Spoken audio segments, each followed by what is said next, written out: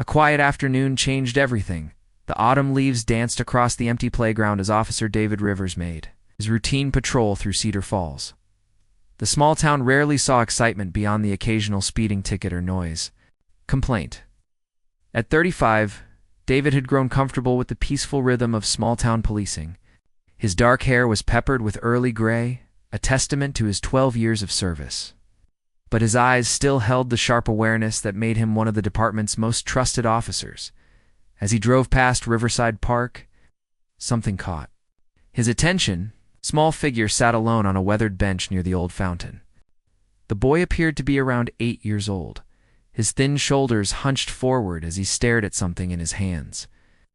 What struck David most was how still the child was. In all his years patrolling this area, he had never seen a child sit so motionless for so long.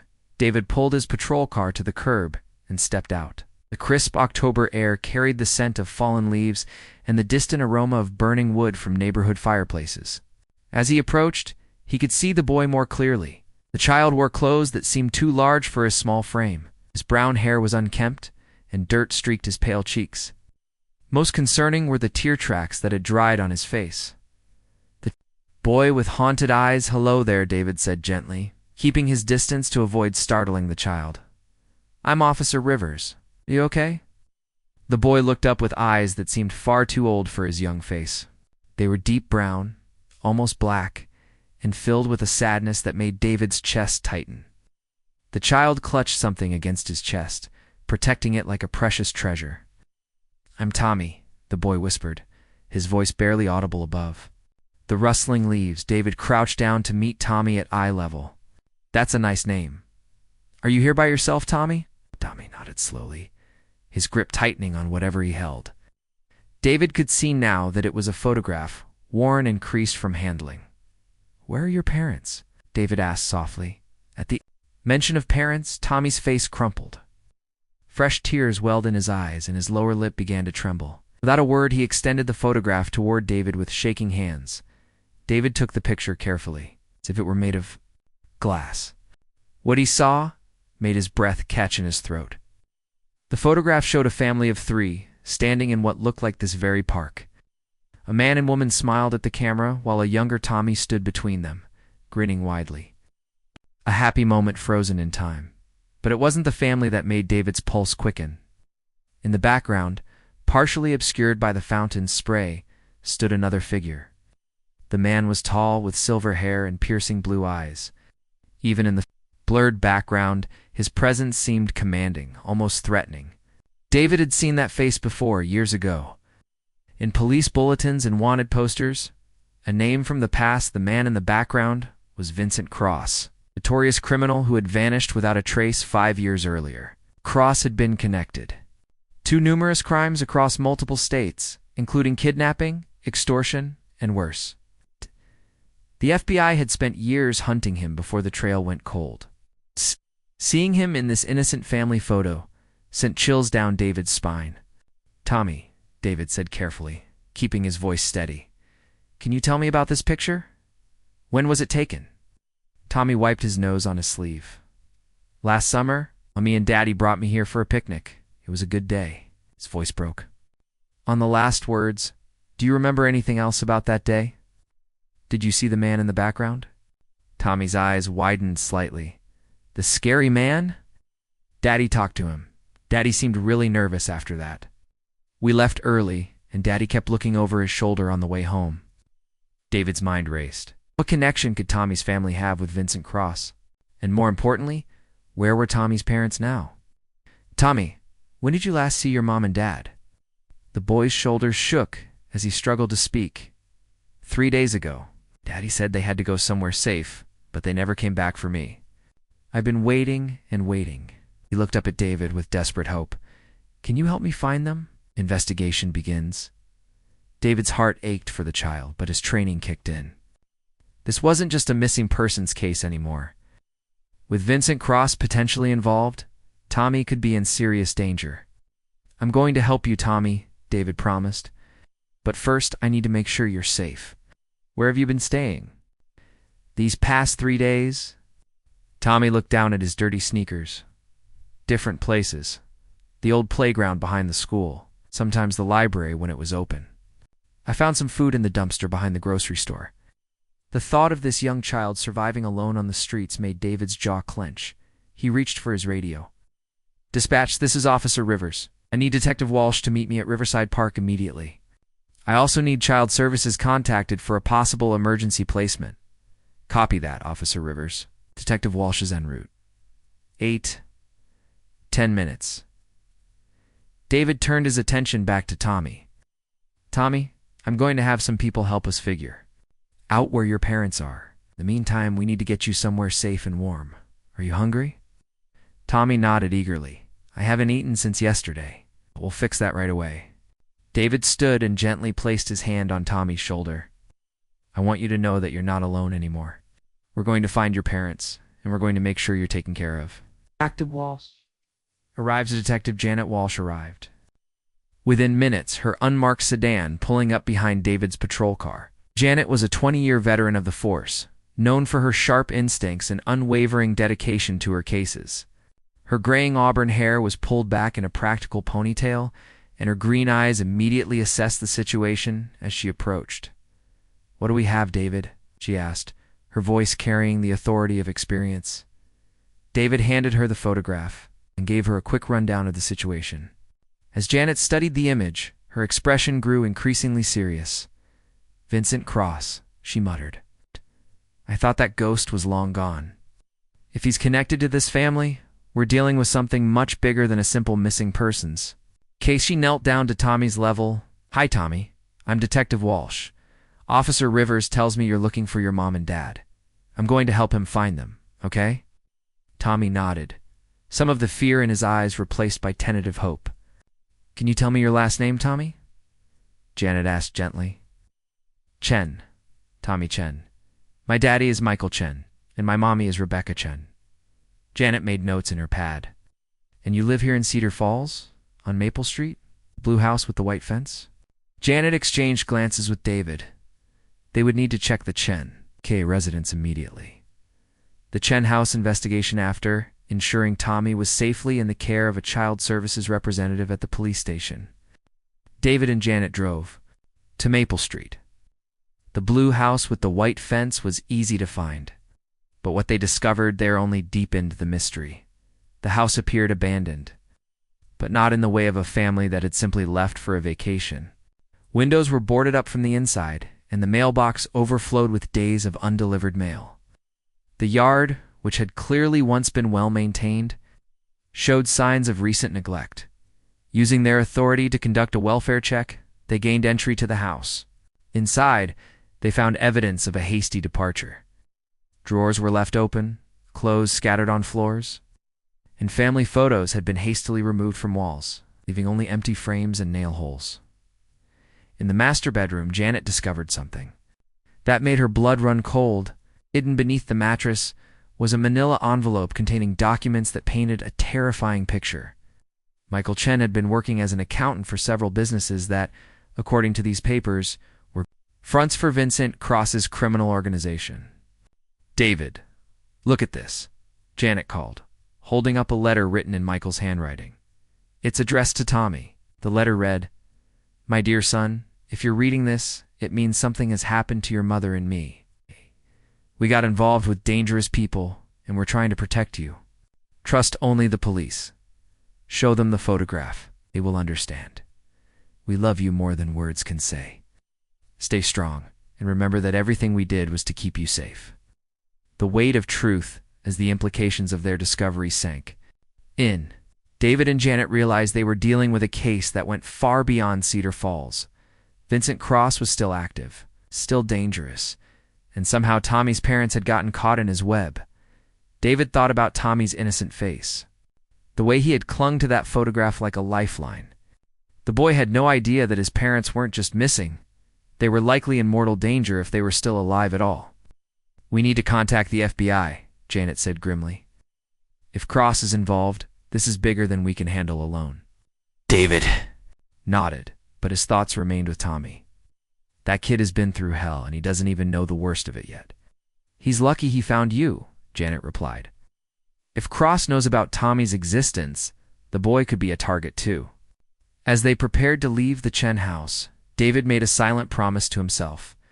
Whatever it took, however dangerous it became, he would find Tommy's parents and bring this family back together. The alternative, leaving an 8-year-old boy alone in a world where monsters like Vincent Cross existed, was unthinkable. The photograph had revealed more than Tommy could have imagined. It had opened a door to a criminal underworld that most people never knew existed. But it had also brought Tommy to David, and sometimes that's how justice begins, with one person refusing to walk away from a child in need. As they drove back to the station, David knew their investigation was just beginning. The truth behind the photograph would change everything, but first, they had to survive long enough to uncover it. The FBI arrives, the Cedar Falls Police Department, buzzed with unusual activity as federal agents set up their temporary command center. In the conference room, Special Agent Rachel Montgomery, a sharp-eyed woman in her early 40s, had driven down from the regional FBI office within hours of Detective Walsh's call. Her partner, Agent James Sullivan, was already coordinating with local law enforcement to establish a perimeter around potential locations where Vincent Cross might be operating. Officer David Rivers sat across from Agent Montgomery, the worn photograph between them on the scratched wooden table. Tommy Chen was in a secure room down the hall with Dr. Amanda Foster, a child psychologist who specialized in trauma cases. The boy's soft voice could occasionally be heard through the walls, as Dr. Foster gently tried to extract more details about his parents' disappearance. Officer Rivers, Agent Montgomery began, her voice crisp and professional. "You did the right thing calling us immediately. Vincent Cross isn't just a common criminal. He's been linked to a human trafficking network that spans 3 states. If the Chen family was involved with his operations, willingly or not, they're in extreme danger." David's jaw tightened. "What exactly are we dealing with here?" Agent Sullivan, a tall man with graying temples, spread several files across the table. "Cross operates what we call a recruitment and elimination scheme. He identifies families with specific skills he needs, forces them to work for his organization through threats or blackmail when they're no longer useful." He didn't need to finish the sentence. Detective Walsh leaned forward. Michael Chen was an accountant. Based on the documents we found in his house, he was managing finances for several of Cross's front businesses. But something changed recently. "Do you mean?" Agent Montgomery asked. Walsh pulled out a bank statement from the evidence bag.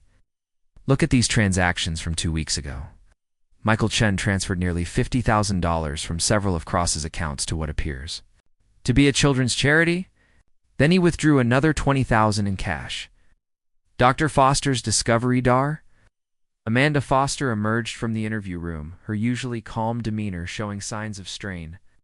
She was a petite woman with kind eyes and a gentle manner that helped traumatized children feel safe. But today, her expression was troubled as she approached the group. "I need to speak with you all immediately," she said, glancing toward the room where Tommy waited. "That child has been through more than we initially realized." They moved to Captain Robert Hayes' office for privacy. Captain Hayes, a stern man in his late 50s with silver hair and weathered features, closed the door behind them. "What did you learn, Amanda?" David asked, dreading the answer. Dr. Foster consulted her notes. "Tommy has been experiencing what he calls the bad dreams for months. But these aren't typical childhood nightmares. He's been describing scenarios that sound remarkably like witness protection protocols. His parents have been preparing him for the possibility that they might have to disappear." She paused, gathering her thoughts. 3 weeks ago, his father started teaching him what he called the safety game. Tommy was instructed to memorize specific addresses, phone numbers, and even code words. His mother taught him how to hide and where to go if strangers came to the house. Agent Montgomery's expression darkened. They knew Cross was closing in on them. "There's more," Dr. Foster continued. "Tommy mentioned that his father had been meeting with a nice lady with red hair who promised to help them get away from the scary man. This woman gave his father a special phone and told him to call her when they were ready to leave." The Safe House Discovery Agent Sullivan's phone buzzed with an urgent message. After reading it, his face went pale. "We just got a break. Our surveillance team found Michael Chen's car abandoned in the warehouse district. There are signs of a struggle. The team rushed to the location, leaving Tommy in the protective custody of Dr. Foster and additional officers at the station. The warehouse district was a maze of abandoned buildings and empty lots on the outskirts of Cedar Falls. Michael Chen's blue sedan sat in the shadow of a crumbling brick building, its doors ajar and windows shattered. David approached the vehicle, carefully, his weapon drawn. Inside, he found clear evidence of violence. Blood spattered the dashboard, and Rebecca Chen's purse lay torn open on the passenger seat, its contents scattered across the car floor. "Over here," Detective Walsh called from behind the building. She had discovered a trail of disturbed earth leading to a concealed entrance in the warehouse's foundation. The hidden door was expertly camouflaged, but had been left slightly open, as if someone had fled in haste. Agent Montgomery coordinated the entry. The underground space revealed a sophisticated operation that went far beyond what they had imagined. Computer servers lined the walls, and multiple workstations showed evidence of financial transactions involving millions of dollars. Maps covered one wall, marking locations across several states with colored pins and connecting strings, but it was the living quarters in the back section that told the real story. 2 small rooms had been set up as prison cells, complete with reinforced doors and minimal furnishings. In one cell, they found Rebecca Chen's jacket and Michael's wallet. Both were stained with blood. The race against time they were held here, Agent Sullivan confirmed, examining the evidence. "But this place has been abandoned for at least 12 hours. Cross moved them." David's phone rang suddenly. The caller ID showed the police station number. "Officer Rivers, you need to get back here immediately." Dr. Foster's voice was tight with urgency. Tommy just remembered something crucial. His father gave him a message to deliver, but only if something happened to them. He raced back to the station where Tommy sat in the interview room. His small hands clutched around a piece of paper he had produced from a hidden pocket in his jacket. "Daddy made me promise to only give this to the police if he and Mommy didn't come back," Tommy said, his voice barely above a whisper. "He said it would help find them." David unfolded the paper to reveal a hand-drawn map with coordinates and a cryptic message. "The red-haired angel has wings clipped at the old bird sanctuary. Cross flies at midnight. Save the nest before the eggs break." Agent Montgomery studied the message intently. "The bird sanctuary. There's an abandoned wildlife preserve about 30 miles north of here, closed down 5 years ago due to budget cuts. And the red-haired woman Tommy mentioned," Detective Walsh added. "She could be an undercover federal agent who was trying to extract the Chen family." Dr. Foster looked up from her notes. "Tommy, do you remember anything else about the nice lady with red hair? Did your daddy say her name?" Tommy scrunched his face in concentration. Agent Robin. Daddy said she was like a robin because she had a pretty voice and was trying to help us fly away to safety." The final clue, Agent Sullivan was already on his radio, coordinating with federal databases. Within minutes, he had confirmation. Agent Robin Summers, undercover operative specializing in organized crime infiltration. She's been working the cross. Case for 2 years, her last check-in was 4 days ago. The pieces were falling into place, but time was running out. If Cross was planning to fly at midnight, they had less than 6 hours to locate the bird sanctuary and mount a rescue operation. Captain Hayes assembled every available officer while the FBI agents coordinated with their tactical response team. David found himself torn between joining the rescue mission and staying with Tommy, who would become increasingly anxious as the day wore on. "I want to go with you," David told Agent Montgomery. "That kid trusted me with his family's photo." "Oh, to him to bring them back?" She nodded grimly. "We'll need all the help we can get. Cross doesn't leave witnesses, and if he's planning to eliminate the Chen family tonight, this might be our only chance." As the sun began to set over Cedar Falls, casting long shadows across the police station parking lot, David made a promise. "To Tommy, I'm going to find your parents and bring them home. You stay here with Dr. Foster and be brave, just like your daddy taught you." Tommy looked up at him with those 2 old eyes and nodded. "Will you tell them I kept the photograph safe?" "I'll tell them," David promised, his throat tight with emotion. "And when this is over, You're going to show them how brave you've been." The rescue team departed into the growing darkness, racing against time and a criminal who had evaded justice for far too long. Behind them, Tommy Chen waited with the faith that only a child could have. The absolute belief that the good guys would win and families would be reunited. But in the shadows of the abandoned bird sanctuary, Vincent Cross was preparing for his final act. Unaware that an 8-year-old boy's photograph had set in motion the chain of events that would finally bring him to justice. The bird sanctuary, the abandoned Whispering Pines bird sanctuary, loomed against the star-filled sky like a forgotten monument to nature's beauty. Once a thriving educational center where families brought children to learn about local wildlife, it now stood empty and overgrown. Thick vines wrapped around the visitor center's walls, and broken windows stared out like hollow eyes into the darkness. Officer David Rivers crouched behind the ruins of an old observation blind, his heart pounding. As he surveyed the scene through night vision goggles, Agent Montgomery and her tactical team had positioned themselves around the perimeter, while Detective Walsh coordinated with local backup units from a command post half a mile away. The sanctuary's main building showed signs of recent activity. Vehicles were parked behind it, hidden from the main access road, and faint lights flickered through covered windows. Most telling of all was the generator humming quietly in the distance, providing power to what should have been an abandoned facility. Movement on the south side, Agent Sullivan's voice crackled through David's earpiece. 3 armed subjects patrolling the grounds, confirming this is an active operation. David adjusted his position, scanning the building for any sign of the Chen family or Agent Robin Summers. The coordinates from Michael Chen's hidden message had led them here, but they still didn't know if they were too late. Inside the sanctuary, Agent Montgomery's voice came through the radio in a whisper. "Thermal imaging shows at least 6 people. Inside the main building, 3 appear to be restrained in the basement level.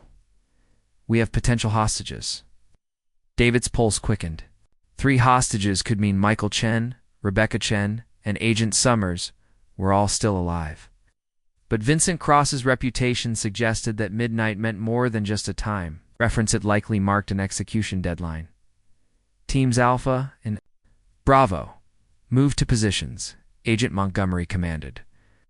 "We breach in 60 seconds. Remember, Cross is extremely dangerous and will not hesitate to eliminate hostages if he feels cornered." As David moved toward his assigned entry point, he thought about Tommy waiting back at the police station.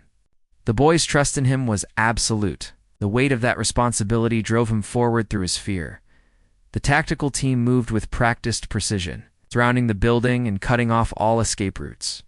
David's job was to secure the perimeter and assist with hostage extraction once the building was cleared. The breach began. Simultaneously from 3 entry points, flashbang grenades exploded inside the building, followed by shouted commands as federal agents swarmed through doorways and windows. The confrontation. Vincent Cross had aged in the 5 years since his last known photograph, but his silver hair and piercing blue eyes were unmistakable. He stood in the basement of the sanctuary, a pistol trained on Agent Robin Summers, who was bound to a chair beside Michael and Rebecca Chen. All 3 hostages showed signs of prolonged captivity and abuse, but they were alive. Federal agents. Agent Montgomery shouted as her team descended the basement stairs. "Drop your weapon and step away from the hostages." Cross smiled coldly, his finger tightening on the trigger. "Agent Montgomery, I presume. You're right on time for the final performance?" The basement had been converted into a makeshift interrogation center. Computer equipment lined the walls, and stacks of financial documents suggested that Cross had been using this location to coordinate his criminal network for months. "It's over, Cross," Agent Montgomery said, her weapon steady. "Release the hostages and surrender." Cross laughed, a sound devoid of warmth or humanity. "You still don't understand, do you?" Oh. "This was never about the money," Michael Chen here discovered. "Something that could destroy everything I've built." And his lovely wife, well, she tried to be a hero. Rebecca Chen lifted her head weakly, her voice barely audible. "Tommy, is Tommy safe?" The question hit David like a physical blow. These parents had endured torture and captivity, but their first concern was still for their son. The truth emerges: your son is very safe. Agent Montgomery assured Rebecca while keeping her weapon trained on Cross. He's the reason we found you. Cross's expression shifted, surprise flickering across his features. The boy? Impossible? He's just a child. Agent Summers, despite her injuries, managed to speak. You underestimated him, Vincent. And you underestimated a parent's love. Michael Chen raised his head, looking directly at Cross.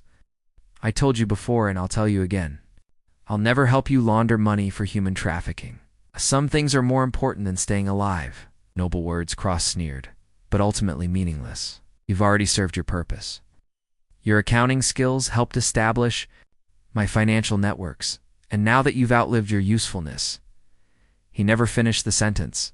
Agent Sullivan, approaching from a concealed position, tackled Cross from behind, sending his weapon flying across the concrete floor.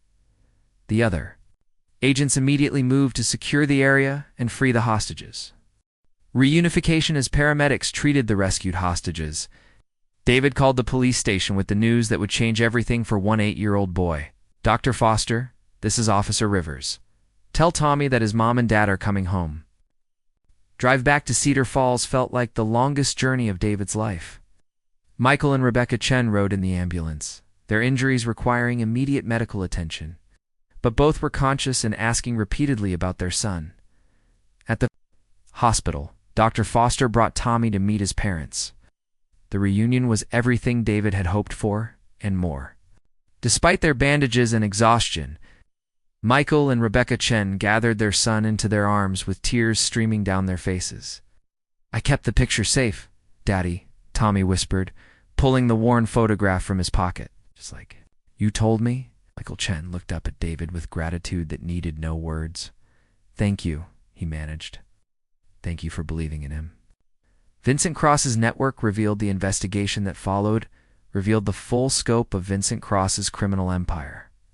The documents found at the bird sanctuary exposed a human trafficking network that had operated across multiple states. For over a decade, Michael Chen's financial records became crucial evidence in dismantling the entire organization. Agent Robin Summers, despite her injuries, provided testimony that led to the arrest of 17 additional suspects. The network had been responsible for the disappearance of hundreds of people, and its destruction represented one of the largest victories against organized crime in the region's history. Dr. Amanda Foster continued working with Tommy Chen to help him process the trauma of his experience. But she noted with professional admiration how resilient the boy had proven to be. His parents' careful preparation and the trust they had instilled in law enforcement had literally saved all their lives. The photograph's legacy, weeks later. David Rivers received a call from Michael Chen. The family had relocated to a new state, under federal protection, but they wanted David to know how they were adjusting to their new life. Tommy asks about you every day, Michael said. He wants to be a police officer when he grows up, just like Officer David. The photograph that had started everything now sat framed in David's office. A reminder that sometimes the smallest clues lead to the biggest truths. Tommy had written a note on the back, for Officer David, who helped my family fly to safety. Thank you for being our hero. Detective Walsh stopped by David's desk one afternoon, noting the framed photograph. Still think about that case? Nodded every day. That kid showed more courage in 3 days alone than most adults show in a lifetime. And you showed him that sometimes the good guys really do win, Walsh replied. New beginning 6 months after Vincent Cross's arrest, David received another call from the Chen family. Tommy was thriving in his new school and had made several friends. Rebecca Chen had found work as a teacher, and Michael was using his accounting skills to help a nonprofit organization that assisted families affected by crime. But the most important news was that Tommy Chen, the lost boy who had given a cop a photograph, was no longer lost. He was home, safe, and surrounded by the love of parents who had risked everything to protect him. The truth behind the photograph had indeed changed everything, not just for the Chen family, but for everyone who had been touched by their story. It proved that courage comes in many forms, that families will endure anything for each other, and that sometimes a single moment of trust between a child and a police officer can bring down an entire criminal empire. In his final report on the case, David wrote, "Justice was served not because of superior police work or federal resources, but because an 8-year-old boy refused to give up hope and trusted the right person with his family's story." Evil is the unwavering faith of a child. The photograph that had revealed so much now served as a symbol of hope, proving that even in the darkest circumstances, love and determination can light the way home.